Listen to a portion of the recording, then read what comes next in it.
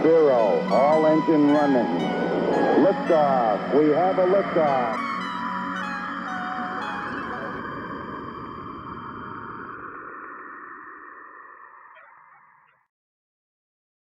We've got some creative people around here. I want to thank again everybody behind the house, you know, at DMME, DEQ, Appalachian Voices, the Northern and West Virginia Brownfield Assistance Center, and a lot of other folks actually, you know, just contributing to this kind of group effort. And I'm super grateful personally as a carbon-based life form. And by the way, future generations watching this on YouTube are also grateful. So it's all going to look better looking backwards, my friends. So with that, here we are, top of the hour. Let's reset. Welcome to the 2021 Virginia Solar Summit. Here we are in the middle of our Day 3 AM program where we just keep building. If you're still watching or you're still tuned in, you're ready for this because you got smarter in Day 1 and Day 2. And we keep building, we keep introducing. It's just a never-ending stream of solar stars, redevelopment experts, economic development pros, and agency folks. I want to reintroduce Mr. Michael Skiffington, who you met yesterday, and he's coming back again. He's there at DMME. Thank you, Michael. And I see Ms. Kim Hodge. Hello, Kim. You guys both look great. How's your sound? How are you guys feeling today? Pretty good. It's a little rainy, but we're all right. All right. Doing good. All right. Well, good morning. Morning. And do we have everybody? Yeah, Frank is also here with us. Yes, good morning. Frank Johnson is here. Oh, good. I have a funny screen here, unfortunately. So my videos are all kind of weird, but good morning, Frank. Okay, thank you so much. I'm glad you can hear me and glad to be here. Hi, Mike. Hi, Kim. Hi, Frank. All right. Yep, you sound like we're on radio, Frank. It's perfect. Thank you so much. Okay. All right, who wants to tee us off? I think that's me, but Michael has the presentation, right? Awesome. Team effort. We love the collaboration. So, hi, everyone. Thanks for joining us today. My name is Kim Hodge. I'm the Director of Sustainability at Washington and Lee University. I'm here to talk to you, or we are here to talk to you about the Virginia Natural Resource Leadership Institute Policy Action Workgroup on Solar Siting, an exercise in equitable collaboration and rapid innovation cycle. And the key word here is rapid, and you'll see in a few minutes how quickly some of this work came together. But Michael, do you want to? Thanks. The Institute for Engagement and Negotiation is housed in the University of Virginia. They've been around for 40 years, and 20 years ago, they decided to build a program called the Virginia Natural Resources Leadership Institute. And when they did that, they started recruiting folks from around the state to train in facilitation and collaboration and conflict resolution skills. So Michael, Frank, and I are alumni of that organization or that institute.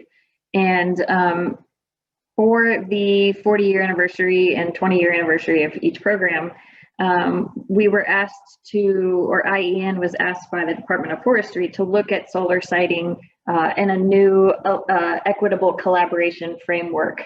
And we presented our work to the Governor Summit on Equitable Collaboration a few weeks ago. So this is just a culmination of all of that work that we put together. The people that were involved, here are work group participants. You can think of this as sort of like a think tank. We had representatives from nonprofits, consultants, academics, state and local government, and there's another slide here with the other folks. And you can tell that they were all across the Commonwealth, which was really important. IEN did a fantastic job of making sure that multiple areas of the state were represented in our discussions. And they brought us together to create a path for solar that minimizes impacts on land use and natural resources. And you can see the questions that we were given.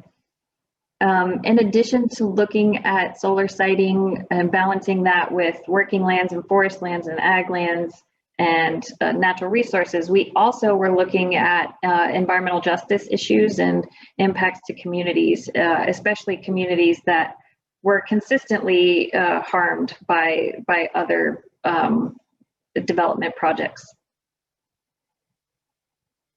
And through that, we use this framework of equitable collaboration. I'm not going to read all of these pieces to you, you can read them, but this is a particular type of public deliberation that attempts to address where power, historical trauma, and ongoing disparities are occurring. So thinking through lines of identity, racial, ethnic, religions, class, gender, and then bringing voices from all of these identities all across the Commonwealth together to look at what is the history, what are histories that people have experienced, how can we hear the truths of those folks, how can we incorporate their truths into recommendations for further steps.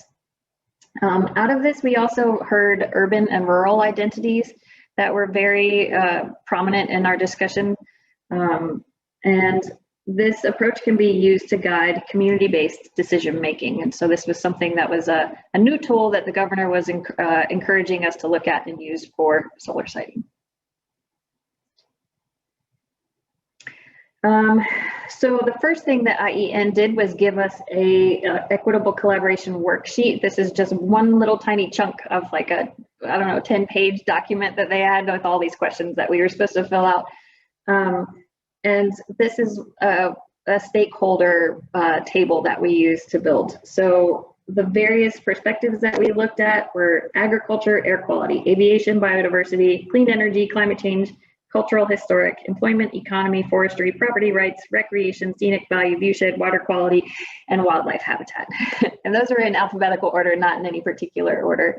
But what we did was for each category of interest, you can see, we said, well, who are the possible groups representing those interests? And then what's at stake is, and you'll see like a positive and a negative sign. So we did that for all of those interests and built that out and then put together a list of recommendations that I think Michael will go over, but after Frank talks to you about environmental justice. I think it's time for Frank to come on. Oh no, sorry, I missed a slide. This is how fast we did this. We had 5 meetings from December to February. We split our whole large 12-person team into 3 subgroups for environmental justice, natural resources, and landowner. We had special guests come in and talk to us from you can see them all listed there, but from state government, from local government, industry, developers. Carrie, who is like the rock star on the Solar Summit these past 3 days, she came and spoke to us. Thank you, Carrie, on our 4th meeting to talk about DMME's work. And then we had additional folks join us for our subgroup meetings. So we really tried to listen to a lot of other voices outside of just our 12 people to take their work and their stories put into our recommendations. And then we built this shared goal out of all of our discussions to best ensure the balanced and equitable development of solar energy to meet Virginia's clean energy goals while incorporating environmental justice, protecting Virginia's natural resources, addressing land ownership concerns, and supporting local economic benefits. And now I think is actually Frank talking about environmental justice. Okay, thank you so much, Kim. I appreciate that. And again, good morning to everybody. I'm going to give you about 10 seconds. Just take about 10 seconds to just absorb and read this slide, and then I'll come on and explain some things. So just go ahead and take about 10 seconds just to read and absorb this slide.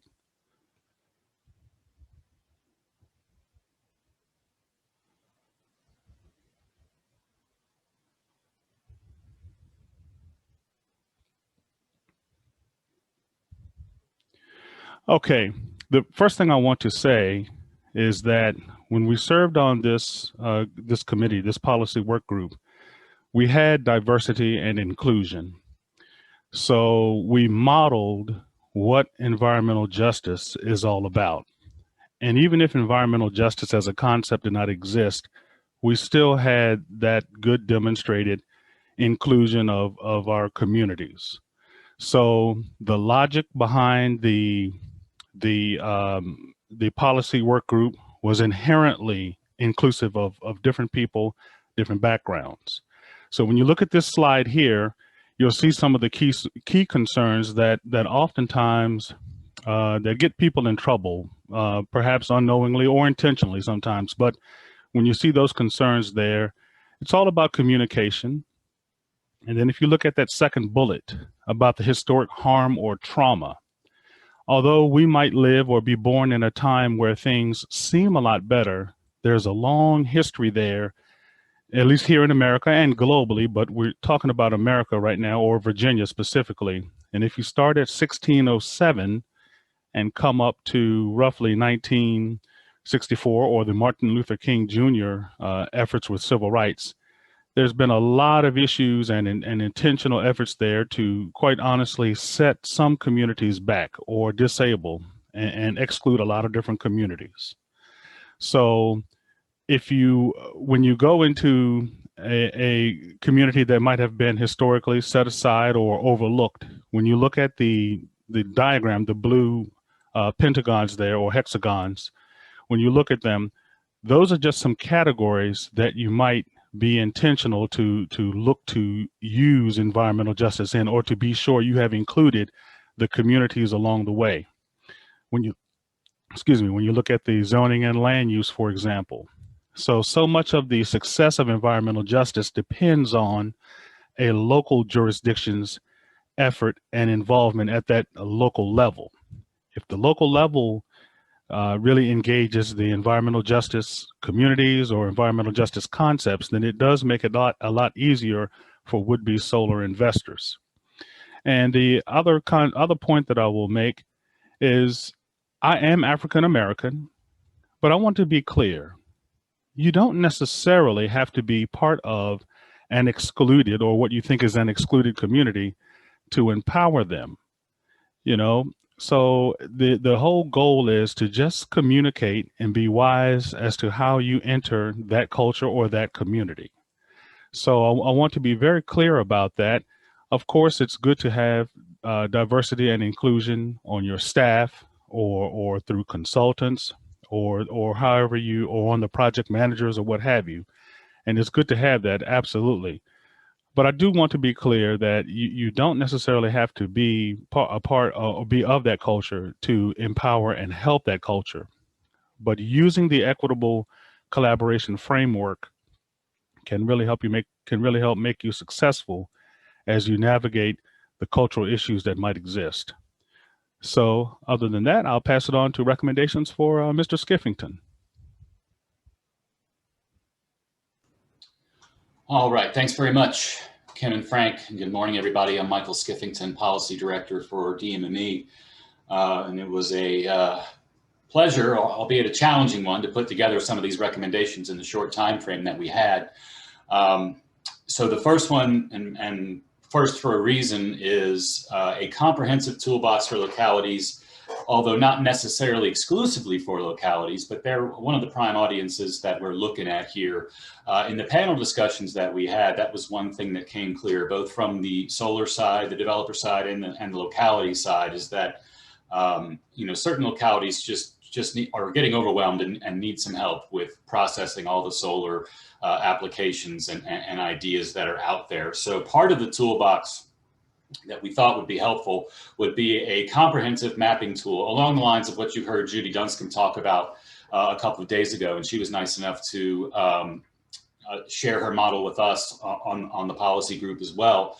And this is not an exclusive list of the kind of layers that might be useful, but just hitting the high notes here with respect to transmission infrastructure, brownfields, abandoned mine lands, marginalized ag and forest lands, and also mapping layers for EJ communities, to go back to what Frank was talking about, so that we know where these communities are and hopefully can reach out to them as early on in the process as is feasible. Next slide, please, Michael. Okay, thank you. Also, a list of best management practices for localities to have in the toolbox for the latest and greatest information on some of these issues that we've been talking about the past few days: decommissioning, soil health, habitat protection, and agrivoltaics and pollinators. And templates also important for local governments, especially those who are just sticking their toe in the water of solar, for a horrible mixed metaphor. Model ordinances and siting agreements, especially that have come into play with legislation that passed last year and was expanded this year to include storage projects, and also the applicability of siting agreements to be now statewide as opposed to just in eligible opportunity areas.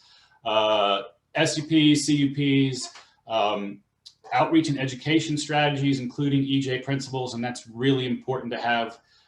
The templates contain the appropriate emphasis on equity and environmental justice issues for the reasons that you heard from Frank. And finally, just standard maintenance agreements and cost benefit tools. Other recommendations we had for the folks who work on the work group, who work more involved with stormwater and E&S than I do, they were quick to point out that the existing standards that exist really don't take climate change into account with respect to the havoc that is wreaking on storms, making them more severe, making them more frequent, and the standards haven't kept up. So the work group recommended maybe forming a statewide TAC, Technical Advisory Committee, to look at that and evaluate whether or not it would be appropriate for utility scale solar sites to be kind of the a model to look at, where we might want to look at enhancing stormwater and E&S standards to more accurately reflect the impacts of climate change. Near and dear to some of y'all's hearts here will be a policy that prioritizes and incentivizes previously developed project sites, as that term is defined in the Clean Economy Act, which does include brownfields and goes even further than that, and other marginalized agriculture and forest land for utility scale solar sites. And we're also suggesting a wide stakeholder group to look for potential funding opportunities to offer recommendations. We've heard a lot the past couple of days about the brownfields bill that DMME will be administering, and hopefully we'll be receiving some funding down the line. And lastly, I'll turn it back over to Frank, as he was the co-chair of our environmental justice subgroup of the work group, and he can walk you through our recommendations with respect to environmental justice. Okay, thank you, Michael. So again, you'll see some of the specific recommendations that can be or that should be done here. The big thing is the EJ community's bullet number 1 about being mapped in collaboration with localities. So when you, of course, if you are included in mapping, the GIS maps or the comprehensive plans or what have you, when you include those communities on the map, then it can help make you aware of who you need to engage, where they are. And then, of course, the second bullet, again, those comprehensive plans. Now, the thing about comprehensive plans, it offers the local jurisdiction leverage, if you will, to direct its funding and or its budgets and or planning, what to do essentially with the tax dollars. So if you get the E&J principles included in the zoning and or comprehensive plans, now you're able to work with a certain kind of leverage. And people won't just necessarily be able to dismiss it and say, well, it's not in the comprehensive plan, therefore it's not a priority, so to speak. The EJ histories recorded. Let me give a clear example here. When we know about segregation, and we know about the intentional effort along housing, redlining, where certain communities or certain African Americans or other minorities could not live in a certain part of town or what have you. So you find different clusters of people located in different areas. Then, of course, when it comes to having our energy systems, perhaps that might have toxic byproducts, either from contaminated water or from smoke or something like that, it would tend to be located in those communities, and they would unfairly receive the cost end of those things, the poor health effects of that, for example. So just be mindful again about that trauma that comes in there from the past history, and that trauma concept is also addressed in the Equitable collaboration framework. And then skipping down, if you just look at the collaborate with the Council on Environmental Justice, DEQ, Department of Environmental Quality's Director of Environmental Justice. I don't know if they've hired one yet, and or the Interagency Working Group on Environmental Justice. So Virginia has 3 to 4 entities that are focusing on this, where we can find information. And as you skip down, you see the legal, financial, and the development assistance for E&J communities. I'll say this as well. Solar, as we know it today, can be used as a way to empower a community. So it's not all doom and gloom. It can be about approaching a landowner and say, hey, have you thought about this? And here's what this is about. Or there's a solar development coming near your property, and here are some potential issues with it. So it's not necessarily all doom and gloom, but it can be a true moment to empower people. So other than that, these are the recommendations for E&J. All right, thanks very much, Frank. And that concludes the recommendations of the work group, and happy to turn it over to Dan and answer any questions that might be out there. Awesome, thank you. Yeah, awesome stuff, super important conversation. And throughout this summit, we've talked about getting this land use cycle right. We've had booms in the past in this country for 500 years, and most of them didn't work out very well for everybody. We just heard mention of, redlining, and there's talk, green lining, and I don't want to see, just my personal opinion, I don't want to see a race for quality of place. We should have quality of place everywhere, because we know that this stuff works. Water without lead in it works. If there's trash on the streets, it has mental health impacts. There was a great study. I'll just interject this quickly. We've got a lot of time for questions. Drop them in the chat, please. There's a great study I read in JAMA, the Journal of American Medicine, where they did a vacant lot study in Philadelphia, and they did minimal interventions basically on the vacant lots. They either did nothing, they spent $1,000 to pick up trash and mow at one time, or they spent $3,000 to maybe plant a tree too, or put a little bush in. And the reported incidence of mental health in impoverished communities, the delta was 78% before and after. So after you just picked up the trash and mowed the vacant lots, people walking around just felt better, literally felt better. And obviously here at the Solar Summit, we're talking about much grander things than picking up trash, but there's still a lot of low-hanging fruit, to use a positive metaphor here. And I feel like the renaissance, our built environment renaissance, has only just begun. So let's get to some good questions. Let me try to get over to my big question document. I think Carrie's still with us. So here's a good question. Can you say more about how EJ communities can work together across the state and beyond to advocate, for themselves, but also creating agendas and, ways for allies to engage? There's a lot of programs out there. We've had some folks from Brownfields. EPA has a specific EJ effort with some resources, but what are your go-to resources and strategies to help people get noticed and start to make momentum move forward? Anyone? Kim, do you want to jump in? I don't know if that's me or Frank should answer this one. Frank, do you have? Sure, I thought you. Sorry, reaching for your button. Go ahead, Frank. No, I need to think on that a little bit. Go ahead, Kim or Mike. But this is a good question. Yeah, sure. Go right ahead. I think just from what little I know and I'm educating myself about is that there is much more work being done at the state level to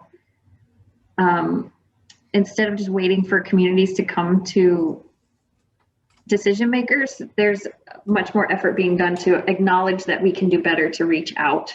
And I think that's going to take some of it is, what kind of power do you have and how do you reach out to the communities that will be impacted so that you can, instead of just saying like, I put a notice in the paper somewhere and check the box, right? Where you don't want to just check the box with any of this work. How can we engage these communities and bring their voices in and truly understand what they're dealing with now, but also what they've dealt with historically. And I think we're having a kind of, to use a Dan term, a renaissance in knowledge of impacts to communities. And then I also think there's this really fantastic and interesting and powerful. This is going to sound sort of cliche, but social media is really putting things out there and dropping a lot of knowledge in our laps for good and for bad. And so there's a lot of power in communities coming together and creating voices through that, and then getting their voices in decision makers' faces. Yeah, the information age, super transparency. So yeah, we got some feedback with your audio. We've got a private company now with a small fleet of satellites in space taking a picture of the Earth every day for the first time in history. So now, you know, when it's the old cliche, if you can't measure it, you can't manage it. Well, now we can really measure the Earth in a way that was never before possible. And just picking up on the question, I dropped in the chat. I've mentioned it before, but you know, EPA has this. EJ, environmental justice is a whole world, and we have an army of professionals who've been doing this work and engaged in this work. And I was formerly the CEO of brownfieldlistings.com, which I know many of you know. We offered free services to communities. We're very closely with EPA, but they've got a great tool I dropped in the chat. It's like an environmental justice mapper. It's called EJ Screen, and it's a free one of their many free resources. It's a great place to start. There's also cleanups in my community where you can get to some of the mapping tools that are available out there and start toggling through these very, very important layers in the process. So sorry to jump in with that. I want to open it up. Michael or Frank, if you want to jump in, please feel free. Yes, sure. Thank you. Yeah, as to that question, as to what environmental justice communities can do to collaborate and advocate and empower themselves, one thing to do is to find active or would-be persons who are involved with conservation and environmentalism, and who can see that big picture and reach out to the elders if it's a Native American community, or reach out to civic leaders or civil rights leaders or other respected leaders in those communities. If it's in Southwest Virginia, a lot of the younger generations there are speaking up for the poverty that's there. So it can be a corral point, perhaps, for the incoming director of environmental justice at DEQ. So that's one way there that they can corral and educate the different communities about the issues of environmentalism to help them advocate for themselves. And of course, again, at the lower level, presentations that are given at the conferences that are held for the municipal and town conferences, and I believe like the counties in Virginia have a conference each year. I can't recall the name of that conference, but when all the board of supervisors and county administrators get together and have a conference in Virginia, sometimes allowing or having presentations there about talking about E&J to encourage them to reach out to these communities and to empower people from those communities and to make them aware and to build the capacity to teach how to advocate and those issues like that. So those are a couple of ways there. Mike, you were going to say something? You said it better than I could, Frank. Okay, thank you. Yeah, I think that's great. Just sensitive to the bottom of the hour, I think. Let me just check the schedule. Yeah, so, you know, it's something that as a practitioner, as an attorney, you know, putting the due diligence up front, for many, many years, I've preached the gospel of proactive diligence. And it starts with the community, and it's now more important than ever.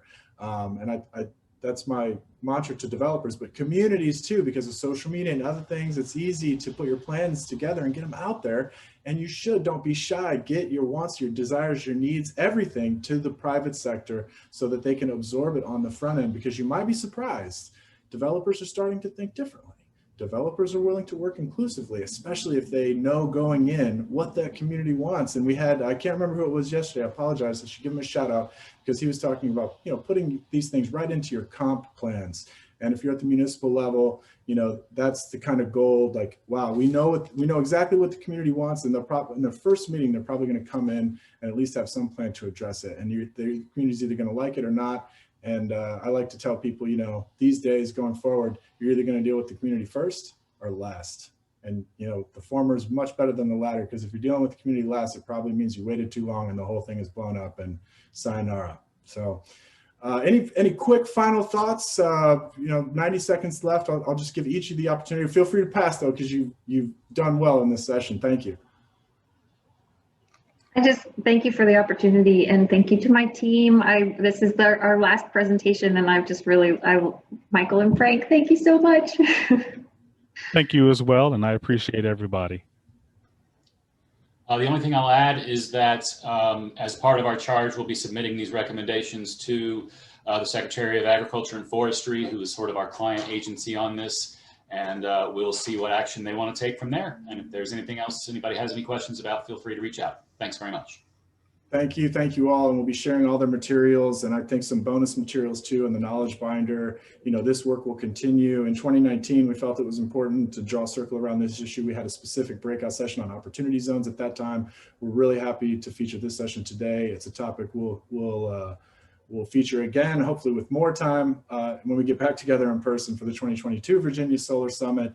And of course, as you've seen right from day one, it's all about collaboration. We just have to by necessity. The degree of difficulty is higher and the opportunity is bigger, and it impacts everyone, and we're saving the planet. So anyway.